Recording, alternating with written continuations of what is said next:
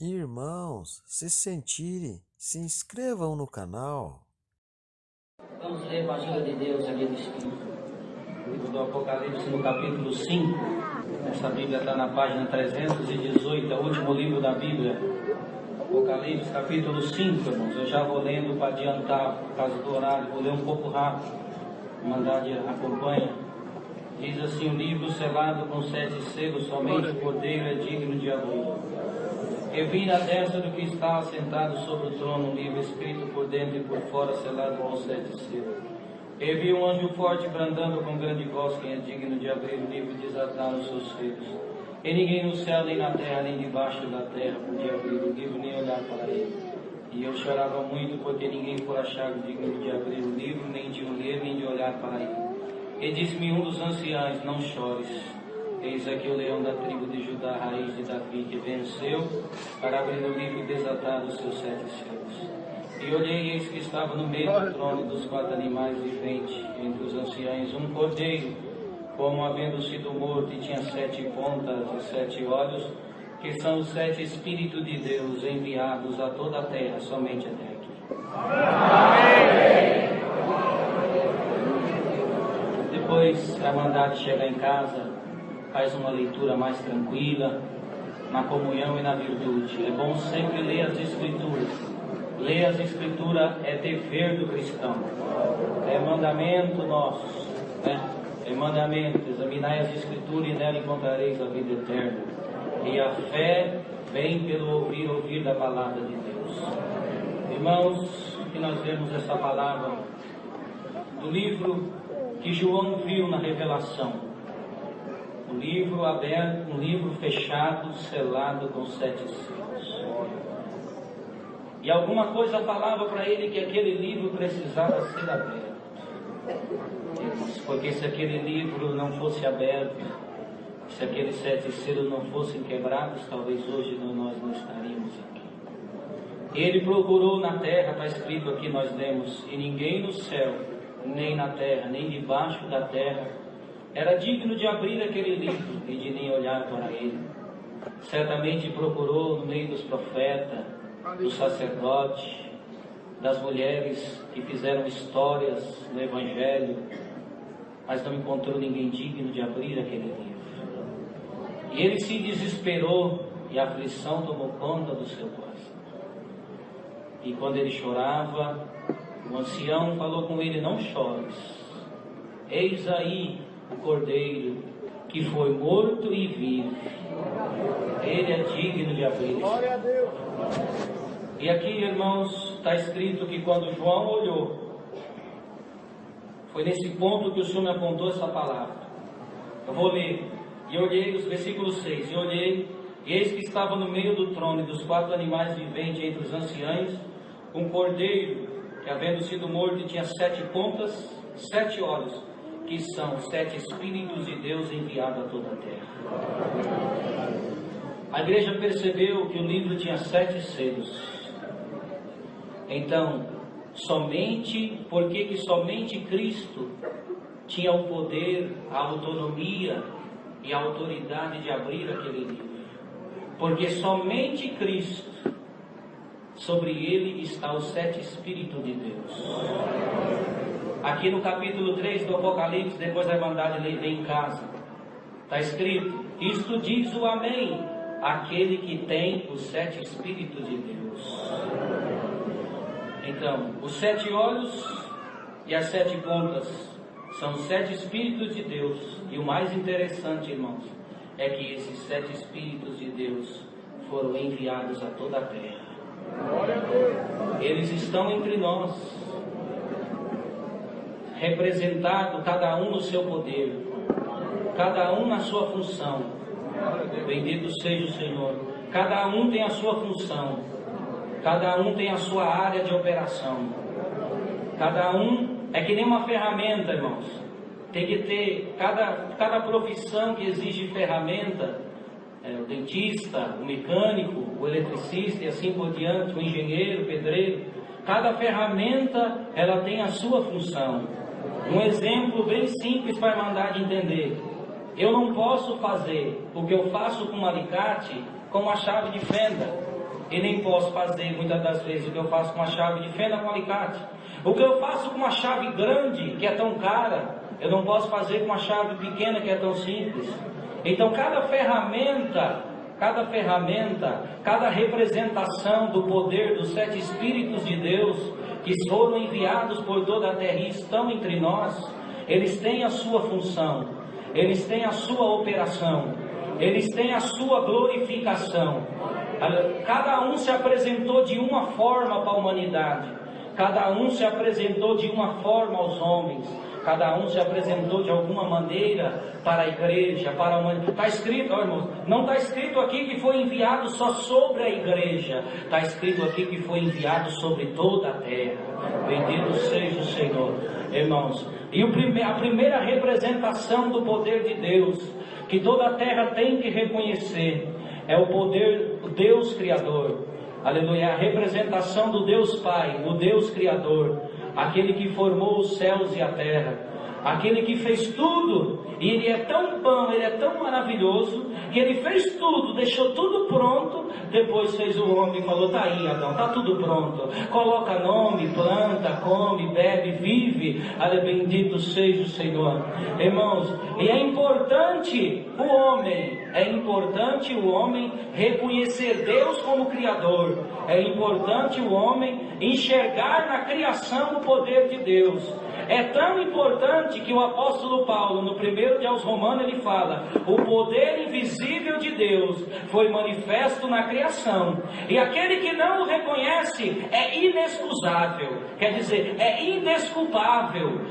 Ele não crê, ele não reconhece que Deus fez o céu, que Deus fez a terra, os oceanos, o vento, bendito seja. Ele prefere acreditar que tudo veio do nada. Agora veja bem, irmão, é mais fácil crer no poder de Deus ou crer que tudo veio do nada? Bendito seja o Senhor. Aleluia. Pois tem gente que acredita que tudo veio do nada, mas não confessa que Deus é o Criador. E é importante nós reconhecermos, e vermos Deus como Deus Criador, porque está escrito que aquele que não crê, ele já é condenado. E o apóstolo Paulo completa em 1 de aos Romanos, que aquele que não crê no poder invisível de Deus, manifesto em toda a criação, ele é inexcusável e se torna um ser entregue a sentimentos profanos, a destruições da própria carne, as paixões e as concupiscências carnais.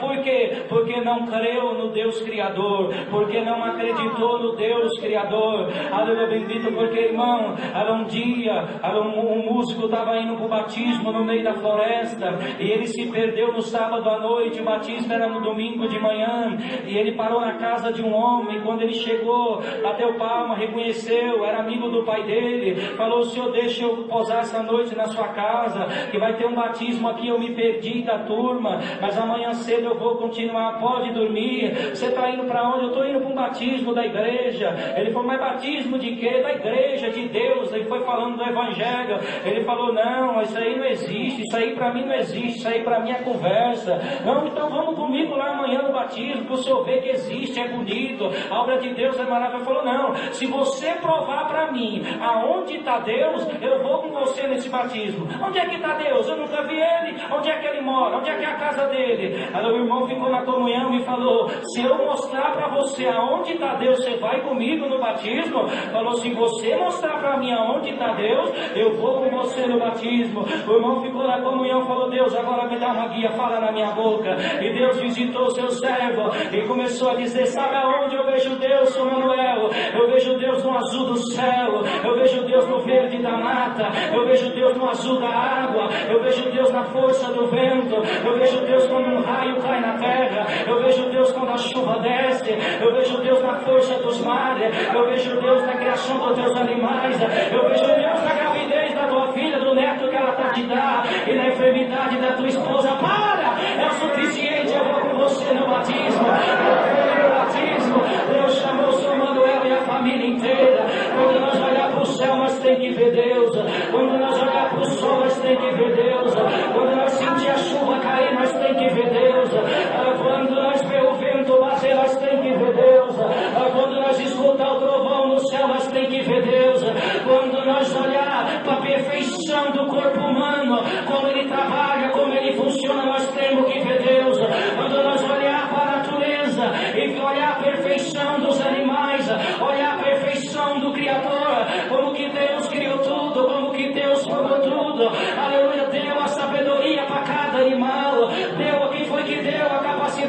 a formiga, o animal que carrega mais vezes o seu peso e é tão pequenininho. Quem foi que deu essa capacidade para ela? Quem foi que deu a visão para a águia? Quem foi que deu a força do touro? Quem foi que deu a valentia para o leão? Quem foi que colocou o cântico na boca do roxinol? Quem foi que fez o pardal cantar? Aleluia. Quem foi que colocou limite nos oceanos? Que diz a palavra que toda a água desce para ele, contudo eles nunca se enchem e sempre respeitam o seu limite. Quem foi que colocou limite na água? Quem foi que segurou? Deus perguntou para Jó, quando Deus questionava com Jó tanta coisa, Deus falou: Jó, vem cá, senta aqui que agora é eu que vou falar. Jó, onde é que você estava quando eu fiz os montes? Onde é que você estava quando eu andava sobre as águas? Onde é que você estava quando eu criava os outeiros? Onde é que você estava quando eu formava o vento do meu espólio e tinha ele na minha mão? Então o primeiro poder que foi lançado sobre a terra, o primeiro Espírito, o primeiro poder de Deus foi o Deus Criador. E você que entrou aqui nessa noite, é necessário você reconhecer Deus como teu Criador. Se você entrou aqui aprovado, eu não consigo ver Deus na minha vida. Olha para o sol que você vai me ver, olha para a lua que você vai me ver, olha para as estrelas que você vai me ver. Quando você sentir o vento bater, você vai me encontrar. Aleluia, vai, olha para a natureza, olha para os animais, você vai ver Deus na criação. Olha para o teu corpo, olha para a perfeição que eu te dei, repara para a voz que eu te dei, repara para os teus olhos que enxergam, repara para o teu corpo que funciona tão perfeito. Você vai ver Deus na criação. O adversário, como é o trabalho do adversário?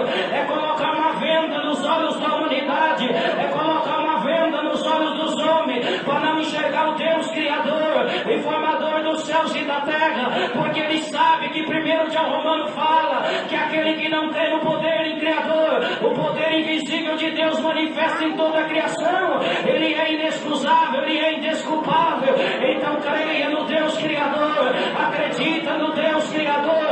Ele é tão criador que ele nunca parou de criar, e a palavra diz assim: ele chama as coisas que não existem como se elas já existissem. E se precisar nessa noite, eu crio uma libertação na tua vida, eu crio uma válvula de escape, eu crio uma porta de saída. Se a medicina falou que não tem saída, eu vou criar uma saída. Se o advogado falou que não tem saída, eu vou criar uma saída. Se a tua família falou que não tem jeito, eu vou criar um jeito por essa palavra. Eu sou o Deus Criador, e é o primeiro poder de Deus que Deus manda eu pregar nessa igreja, é o poder do Deus Criador. Eu vim para criar aquilo que você precisa, para não parar na graça, para não parar na fé, para não desanimar, para não se calar, para não voltar para trás. Eu sinto Deus me tomar para pregar para essa igreja. Como ele disse, haja luz, como ele disse, haja porção seca, haja agora, seja criada pelo poder dessa palavra a tua liberdade.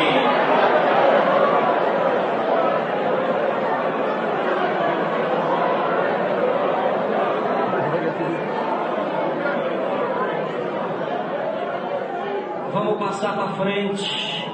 O segundo, a representação de Deus, a próxima é a palavra, é aquela que Ele colocou acima do seu nome, aleluia, ela é aquela que está entre nós. Aleluia, ela estava com ele na criação, porque está escrito que tudo foi criado pelo poder da sua palavra. Junto com ele ela foi criando as coisas, ela foi formando as coisas. Ele foi dizendo: haja luz e houve luz, haja porção seca, haja erva, e a palavra foi saindo. Aleluia, o poder da palavra de Deus cria, o poder da palavra de Deus transforma. Aleluia, a palavra de Deus está acima do seu nome, e até o próprio Deus não é contra a sua palavra, e até o próprio Deus foi julgado pela sua palavra. Mas quando Deus falou para Moisés: Moisés, eu vou acabar com esse povo, e dessas pedras eu vou levantar filho de Abraão. Moisés caiu de joelho no pó e disse: Deus, e a tua palavra vai ficar onde? E a tua promessa vai ficar onde?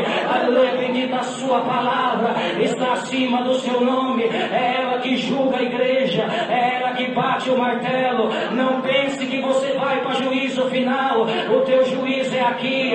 É ela que te julga. É ela que julga a tua vida. É ela que julga a tua carne. É ela que julga as tuas atitudes. É ela que julga as tuas obras. É ela que determina a tua vitória. É ela que determina a porta que vai abrir. É ela que te responde. É ela que te consola. É ela, bendito seja o Senhor. E quando os fariseus interrogavam o Senhor Jesus, ele falou: eu não vou julgar, mas a minha palavra vos julgará no último dia. Bendito seja Deus. Aí ela veio e João viu ela também. João viu a palavra, uma mulher vestida de sol, lá no 12 de Apocalipse, aleluia, com ânsia de dar a luz. Aleluia. Por que ela estava vestida de sol? Porque o sol é imutável. O sol entra verão e sai verão, ele é sol. Ele não muda. No inverno ele é sol, no verão ele é sol, na primavera ele é sol, no outono ele é sol. Entra janeiro e sai janeiro. Entra tecnologia, entra ano, entra pré-história, entra paleontologia, entra a era moderna, entra a era da indústria, entra a era da tecnologia, e o sol é o mesmo. Toda a potência da humanidade alcançou em todos os lugares, mas o sol ninguém muda, o sol ninguém mexe. Por isso que João viu ela vestida de sol, porque a minha palavra é imutável, a minha palavra ela não muda, ela é hoje, ela é ontem, ela é eternamente, ela permanece para todo sempre. A minha palavra ela não tem variação, é sim, sim, é não, não. O que passa disso é procedência maligna, porque não podemos ter duas respostas, e não podemos servir a dois senhores, ou é sim ou é não. É o poder da palavra. E João viu a mulher vestida de sol, com ânsia para dar a luz, porque o Senhor Jesus é o Filho, é o terceiro que vai ser pregado, pelo poder dessa palavra. Quando ele veio e o dragão perseguiu a mulher, mas ele voltou para o céu vitorioso. A humanidade, muitos não creem em Cristo, muitos naquele lugar não acreditam em Cristo como Filho de Deus, como Messias. Mas quando ele passou por essa terra, depois que ele passou aqui, a terra nunca mais foi a mesma. Até a história se dividiu, antes de Cristo, depois de Cristo. Porque quando Cristo passa na vida de alguém, a tua vida nunca mais será a mesma. Depois desse culto, depois da pregação dessa palavra, depois dessa virtude, depois desse poder, depois do que Deus tem para fazer aqui hoje, na tua vida e na tua alma, a tua vida nunca mais será a mesma, a tua oração nunca mais será a mesma, a tua glória nunca mais será a mesma, a tua linguagem nunca mais será a mesma. E quando o Filho subiu, houve uma grande festa no céu. Está escrito que os anjos fizeram festa e disseram: glória ao Senhor Jesus, que venceu pelo sangue do Cordeiro. E houve uma grande batalha no dia que ele subiu, e Miguel, com seus anjos, lançou o dragão na terra para nunca mais voltar lá para cima. Ele veio porque ele caiu, ele não desceu. Anjo desce, porque anjo quem desce, desce com controle. Quem cai é porque perde o controle, é porque cai sem controle. Satanás não desceu, ele caiu porque ele estava descontrolado. Quando o anjo ele desce na terra, ele desce na igreja. E uma voz falou: ai dos moradores da terra, porque ele tem pouco tempo para perseguir a semente da mulher e do menino que estava no seu ventre. E ele viu que a mulher se escondeu no deserto, ele viu que a palavra se escondeu no deserto. Aleluia, bendito. E passou 1260 anos escondida. Foi quando no ano 70 depois de Cristo, Roma destruiu a cidade dos cristãos. Os cristãos foram dispersos, queimaram as escrituras, queimaram o que eles tinham. E a mulher foi para o deserto, mas passou 1260. Aí você soma 1260 mais 70, 1330, século 14, nasceu John Wycliffe, o inglês que começou a traduzir a Bíblia para ser lançada na humanidade. Quem tem glória para dar? Senhor da glória. Que isso? Século 14, chegou a hora da palavra voltar do deserto, chegou a hora dela vir do deserto, chegou a hora dela juntar semente, chegou a hora dela juntar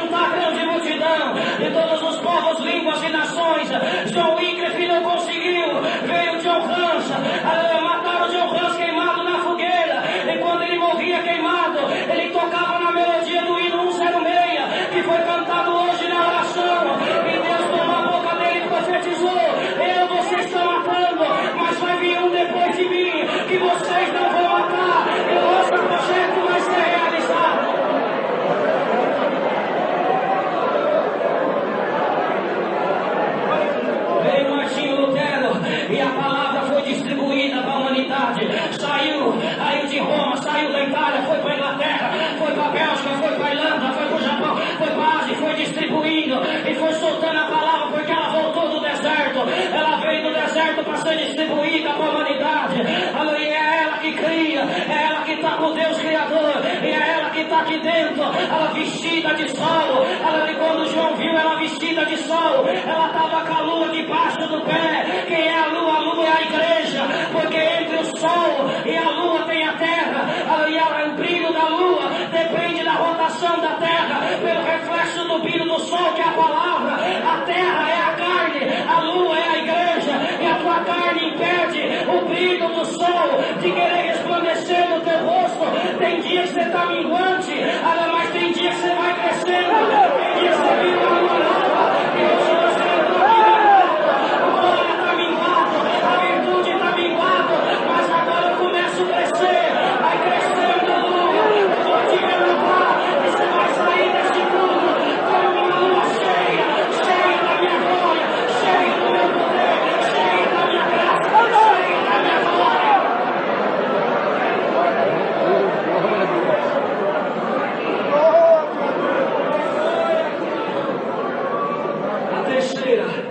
O terceiro Espírito, poder de Deus representado está no Filho.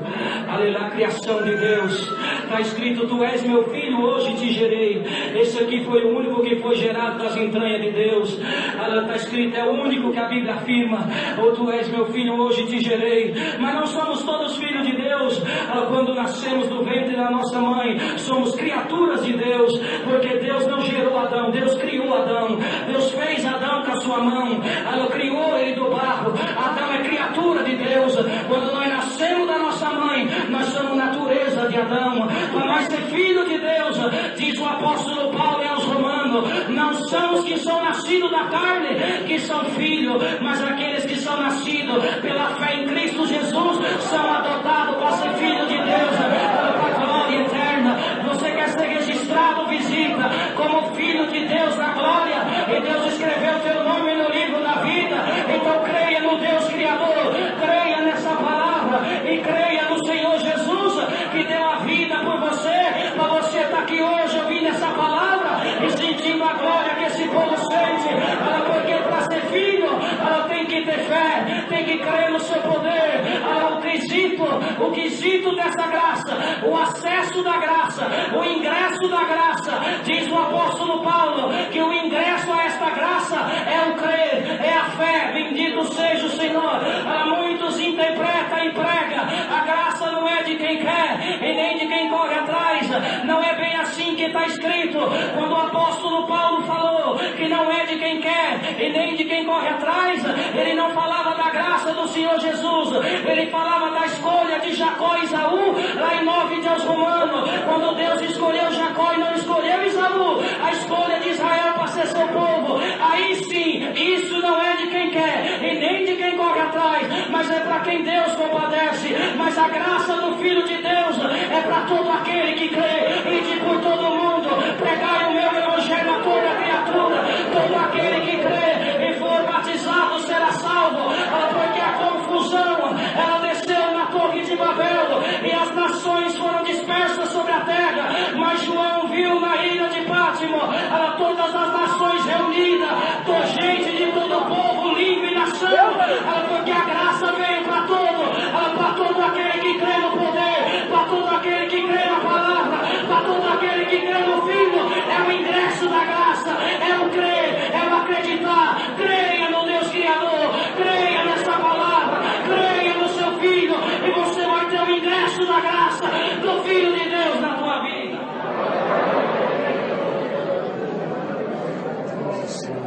Irmãos, glória a Jesus. A graça do Filho de Deus é para quem quer, é para quem corre atrás, é para quem bate, é para quem busca, é para quem pede. O Senhor Jesus falou: aquele que bate abre, aquele que pede recebe, aquele que busca encontra. Se não abrir é porque você não está batendo, mas se você não encontrou é porque você não está buscando. Aleluia. Se você não achou é porque você não está procurando, porque foi Ele que falou: aquele que bate a porta abre, aquele que pede vai receber, aquele que busca vai encontrar. Você está batendo, continua batendo. Você está pedindo, continua pedindo. pedindo. Bendito seja o Senhor, porque a graça é para quem crê, a graça é para quem acredita, a graça é para quem reconhece, para quem se entrega. Ela sabe de uma coisa, lembra aquele dia que a mulher chegou na mesa, a mulher sabe quem era a mulher? Mulher cananeia. Sabe quem é cananeia? Descendente dos cananeus, filho de Canaã, filho de Cão, filho amaldiçoado de Noé. Bendito seja o Senhor, uma nação amaldiçoada, uma nação da maldição. Ela chegou a mulher cananeia, descendente da família de Cão, na mesa do Senhor. Ela dá pão para mim, a minha filha está precisando de uma libertação. Ele olhou para a mulher e disse: como é que eu vou tirar dos filhos para dar para os cachorrinhos? Aleluia, bendito é o Senhor. A mulher falou: mas os cachorrinhos também comem daquele das migalhas que cai da mesa. A graça é de quem quer, a graça é de quem não desiste, é de quem bate, é de quem busca, é de quem se humilha, é de quem reconhece. Aleluia, o Senhor Jesus deixou os filhos na mesa e olhou para ela e disse: vai em paz, porque a tua fé te salvou. Nem em Israel eu achei tanta fé. A graça é para quem busca, é para quem não desiste, é para quem bate, é para quem crê, é para quem corre atrás. Aleluia, bendito seja o Senhor. É para aquele que abre o coração para Deus, é para aquele que abre o coração da palavra. Uma mulher lá em Jericó, Raabe também era cananeia, também era da família de Cão. Aleluia, ela abriu a porta para Deus, ela abriu a porta da sua casa para os enviados de Deus, ela abriu a porta para os anjos de Deus. E sabe o que Deus fez com Raabe, a mulher descendente de Cão, que era amaldiçoada e não fazia parte de Israel, casou com nação, ela salmou o voo de Boaz, ela família de Davi, geração de Cristo, porque ela abriu o coração para Deus, porque ela abriu a casa para Deus. Deus transformou maldição em benção. Dá glória para o teu Criador. Se alguém falou que você nasceu para ser amaldiçoado, nasceu para viver na miséria, creia na minha palavra. Eu vou transformar agora a maldição em benção. Fez isso, vai virar tudo, fez isso.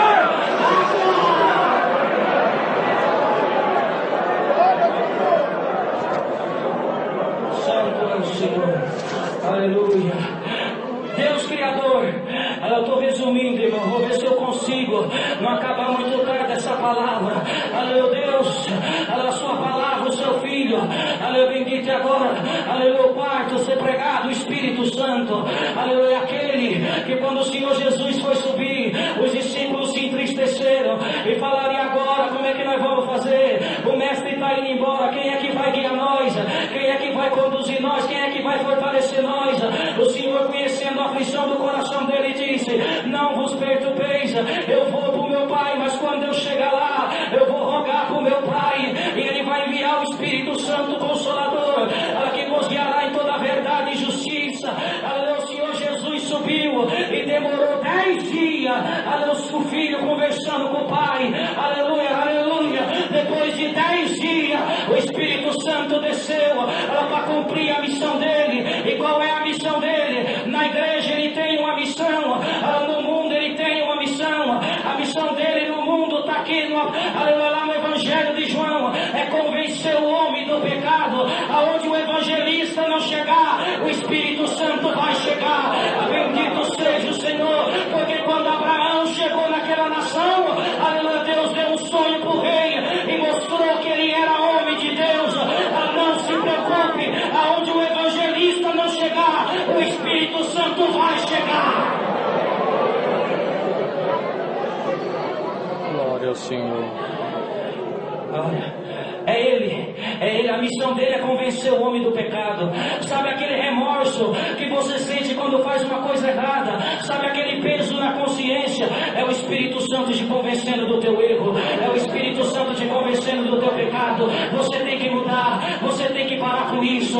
Deus está triste com você, você tem que ir para a igreja, você tem que orar, você tem que cantar, você tem que louvar. É a missão do Espírito Santo. A missão do Espírito Santo é preparar a noiva, é preparar a igreja para encontrar com o Senhor Jesus quando ele voltar. Vocês já viram a noiva ir para o altar com o cabelo bagunçado, com o vestido rasgado, a aceita perfumada? Não. A missão do Espírito Santo é preparar a noiva, é tornar a noiva, é revestir a noiva, é deixar o vestido impecável, é deixar um aroma agradável. Aleluia, glória a Deus. E se você entrou aqui aqui de vestido rasgado, perdendo o aroma dessa graça, com o sapato espiritual furado. Hoje o Espírito Santo que está sobre a igreja, ela vai dar um retoque no teu vestido, ela vai dar um renovo no teu sapato, vai colocar uma diadema nova na tua cabeça e vai passar um aroma de vida. O aroma da morte chegou por lá, mas eu mando a morte embora agora, e o aroma da vida vai tomar a tua casa, o aroma da vida vai tomar o teu corpo, o aroma da vida vai tomar a tua alma, pelo poder da minha palavra. Ele é o selo, Ele é o carimbo. O apóstolo Paulo falou que Ele é o selo da redenção dos remidos. É Ele que confirma a veracidade dessa obra. É Ele que prova que Deus está no meio desse povo, pela oração, pelos dons, pela revelação da palavra. É o Espírito Santo que guia, é o Espírito Santo que conduz, é o Espírito Santo que revela a tua necessidade, é o Espírito Santo que intercede com gemidos inexprimíveis. Está escrito que Ele intercede com gemidos inexprimíveis a favor da tua alma, a favor da tua dor, a favor do teu sofrimento, a favor da tua lágrima. Ele é o selo. Toda nota verdadeira, ela tem a marca da verdade, e quando uma nota falsa chega no banco, que ela não tem a marca da verdade, o banco segura ela. Mas enquanto a nota tem a marca da verdade, ninguém impede aquela nota de circular, ninguém impede aquela nota de ter valor, na sua valência, no seu valor. Bendito seja Deus. Porque ela tem o selo, ela tem o carimbo do Banco Central. O Espírito Santo é o carimbo de Deus nessa igreja, é o carimbo de Deus na tua alma, é o carimbo de Deus na tua vida. A obra é selada, a graça é selada pelo selo do Espírito Santo, porque Ele está aqui, é Ele que revela, é Ele que conduz, é Ele que transforma, é Ele que visita, é Ele que revela, é Ele que mostra, é Ele que dá os dons, que manifesta os dons na igreja. É o selo. A nota, quando não tem esse selo, ela não tem valor, porque naquele dia, quando os apóstolos chegaram naquela cidade, alguém foi expulsar um demônio e disse: em nome do Deus de Paulo eu te expulso. O demônio falou para ele: Deus eu sei quem é, Paulo eu conheço, mas você, quem é você? Porque não tinha o selo de Deus, não tinha o selo do Espírito Santo. Aleluia, bendito seja Deus nas alturas. Esse selo está sobre você, está sobre a tua casa, sobre a tua fé, sobre a tua crença, sobre a tua oração, sobre a tua, aleluia, sobre a tua história. Aleluia, está o selo de Deus. E o apóstolo Paulo escreveu: não extingais o meu espírito. Ela foi o Espírito Santo que quebrou as portas do protocolo do judeu, porque os apóstolos queriam que ficasse só entre eles. Muitos não haviam entendido. Houve uma discussão entre eles, mas quando o Espírito Santo desceu sobre Cornélio, quando o Espírito Santo revelou para Pedro Cornélio, o primeiro gentil a ser batizado, quem foi que evangelizou Cornélio? Foi o Espírito Santo. A revelação da madrugada, Cornélio levanta e vai na casa onde está Pedro. Ele vai te direcionar o caminho. E quando Pedro começou a falar, o Espírito Santo caiu sobre Cornélio, sobre a sua família, sobre os seus amigos. E naquela hora a mente de Pedro se abriu. Ela contou para os apóstolos, e a graça chegou para o gentil, porque ele é o selo, ele é o carimbo, ele é a verdade. Se o Espírito Santo aprova, está aprovado. Se o Espírito Santo carimbar, ninguém condena. Precisa ter ele. É por isso que essa obra está de pé. A primeira profecia de Cristo a respeito da igreja, ele falou para Pedro: Pedro, aleluia, quem dizes que sou? Tu és o Cristo. Aleluia. O Senhor Jesus profetizou sobre esta pedra, dizendo ele, Cristo, a pedra, sobre esta pedra eu levanto a minha igreja, e as portas do inferno nunca prevalecerá contra ela. É por isso que essa igreja está de pé. Quem profetizou a igreja foi Cristo, quem sustenta ela é ele. É por isso que a igreja está de pé. Passou o tempo que passou, veio o Império Romano, veio a primeira besta, veio tanta guerra, veio tanta luta. Estamos na era da tecnologia, e a igreja está de pé, e a glória está na igreja, e o poder está na igreja, e o Espírito Santo está na igreja. Mas o apóstolo Paulo escreveu: não extingais o meu Espírito Santo. E da mesma forma, Da mesma forma que a palavra se escondeu 1260 anos, a mulher foi para o deserto, aleluia, o Espírito Santo, chegou o tempo que ele entrou em extinção na terra, no meio das igrejas. Porque a igreja que dominava, quem pregava, quem orava, quem falava a língua, era tido como bruxo, era tido como feiticeiro, e a igreja queimava na fogueira, a igreja queimava na cruz, ela matava na cova do leão, porque quem tinha, onde tinha manifestação do Espírito Santo, ele ia lá para calar, ele ia lá para perseguir. Vocês podem ver as igrejas mais antigas, as igrejas históricas, até hoje elas não creem no Espírito Santo. Porque foi uma grande perseguição para extinguir o Espírito Santo do meio das igrejas, para extinguir a linguagem, a profecia, a revelação, o poder de Deus, o selo. Mas é o quarto Espírito, é o quarto poder, a quarta representação. E quando foi que ele estava extinguido, que as igrejas não criam no Espírito Santo, no ano de 1908, o Espírito Santo desceu na Rua Azusa, no norte dos Estados Unidos, e visitou um grupo de homens com linguagem do Espírito Santo, e eles se dividiram pelo mundo anunciando o Espírito Santo. E quando Luiz Francisco chegou no Brasil, a igreja que ele entrou primeiro não acreditava no Espírito Santo, e a primeira palavra que ele pregou foi 2 de Atos dos Apóstolos, a descida do Espírito Santo. Foi a primeira pregação que entrou dentro do Brasil, e hoje o meu Espírito está aqui porque ele veio para selar, ele veio para conduzir, ele veio para consolar, ele veio para guiar, e veio para ser derramado na alma daquele que crê no poder da minha palavra.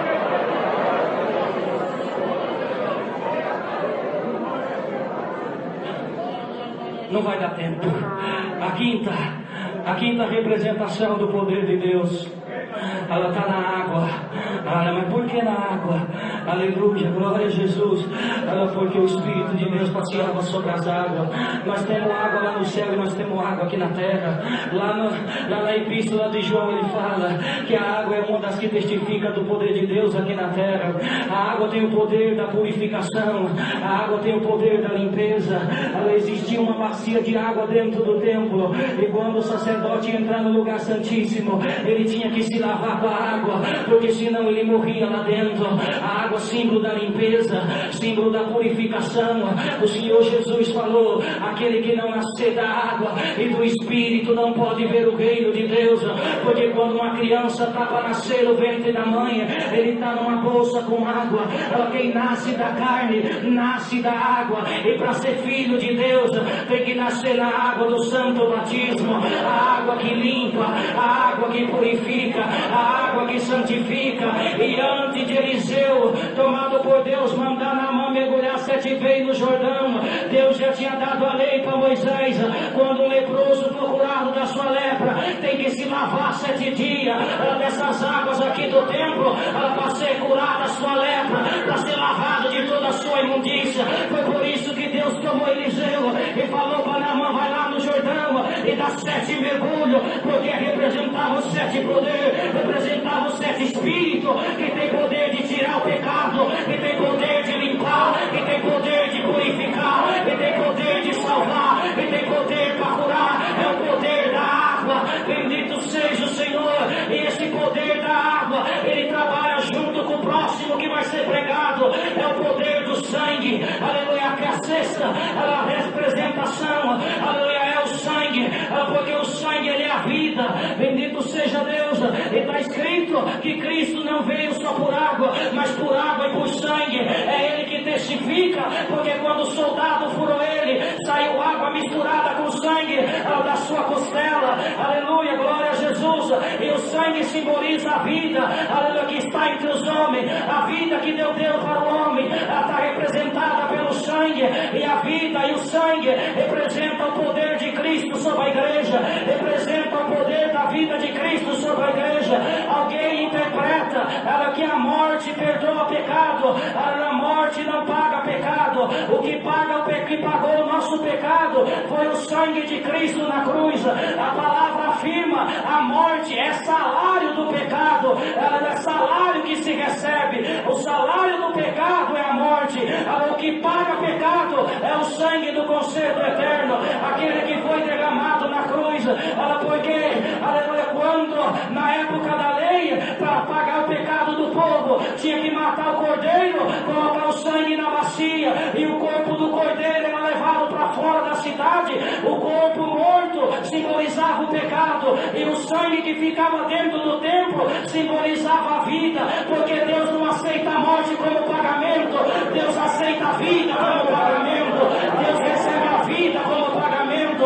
Quem pagou não foi a morte, quem pagou foi o sangue, foi a vida. Mas por que ele morreu? A morte foi consequência do pecado. Mas do pecado de quem? Que Cristo não tinha pecado. Do meu pecado, do teu pecado.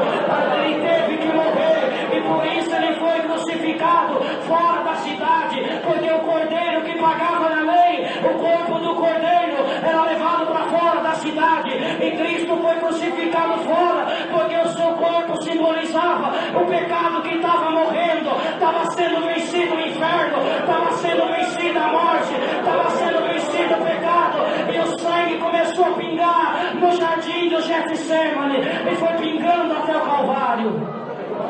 E foi esse sangue que cobriu essa igreja, foi esse sangue que lavou teus pecados, foi esse sangue, está escrito lá em 9 de aos Hebreus: só o sangue de Jesus tem poder para libertar e de toda mancha nos limpar. É o sangue misturado com a água, porque na época da lei, quem não tinha muita condição, trazia um casal de pombo, o pombo macho, a pomba fêmea, pegava o pombo macho, matava, derramava o sangue na água, misturava o sangue do pombo macho com a água, e pegava a pomba fêmea e mergulhava na água com sangue e soltava a pomba para voar. Por isso Salomão falou: amada minha, pomba minha, porque o pombo macho é Cristo que foi morto, misturado com a água e com o sangue. A igreja, que é a pomba, foi lavada e mergulhada nas águas pelo sangue do conserto eterno, para voar, para ter liberdade. Hoje você vai voar nas asas dessa palavra, no sangue do conserto eterno. O diabo te prendeu numa gaiola, eu estou abrindo a gaiola agora.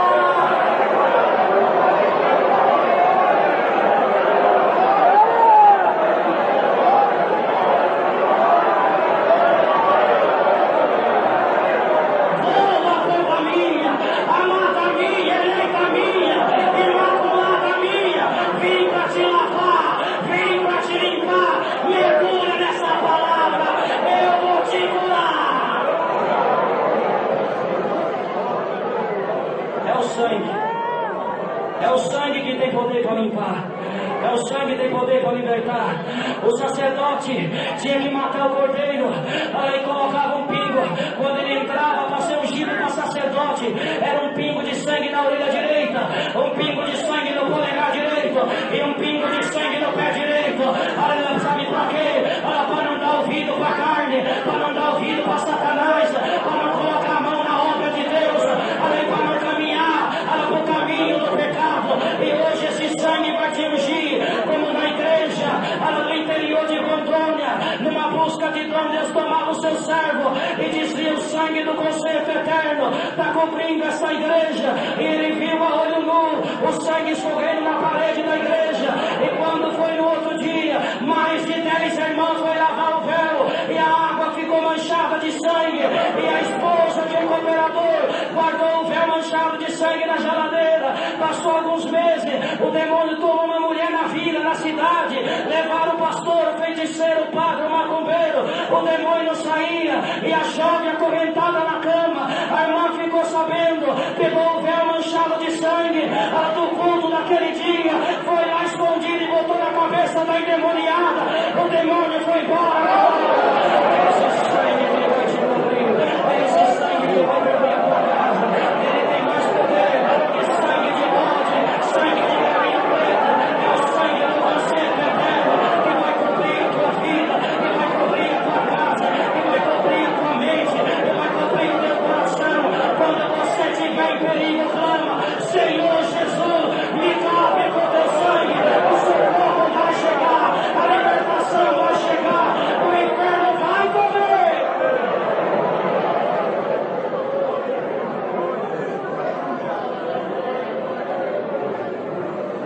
para finalizar essa palavra, que o horário já foi, não dá mais para pregar. O sétimo, aleluia, diz o Apocalipse, o testemunho de Cristo é o espírito da profecia. Glória a Jesus. E o que ela representa? Ela representa a justiça. Aleluia. Qual era a função do profeta? É pregar contra o pecado, é pregar contra a corrupção. Aleluia, bendito seja o Senhor.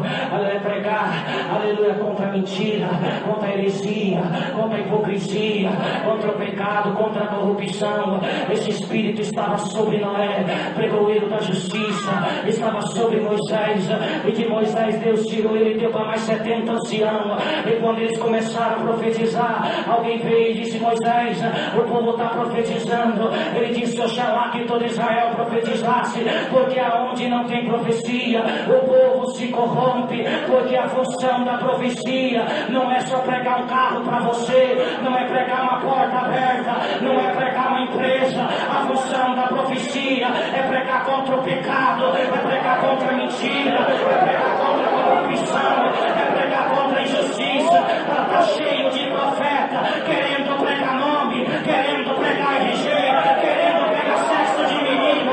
Vai pregar o amor de Deus, vai pregar a justiça de Deus, vai pregar o poder de Deus, vai pregar a glória de Deus. E o que Deus tiver que falar, Ele vai falar na tua boca. Sabe qual é a primeira qualidade de um profeta? Pergunta a Deus para a igreja.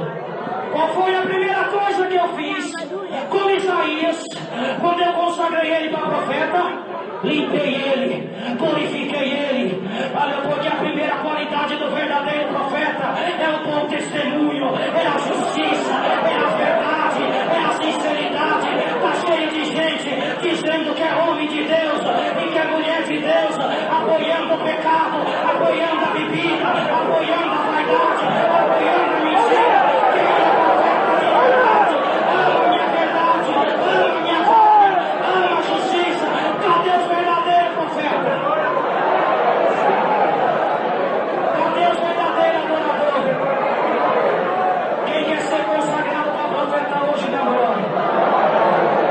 Quem quer ser ungido para pregar contra o pecado, contra a Jezabel, contra a mentira, contra a bebida, contra a falsidade, contra a política, contra a heresia? Até mais que desceu na boca de Isaías, está descendo dentro dessa igreja. Eu vejo um instrumento santo, é um anjo paternais na mão, e está voando sobre essa igreja, e vai ungir a tua boca agora. Seja ungida para pregar, seja ungida para pregar.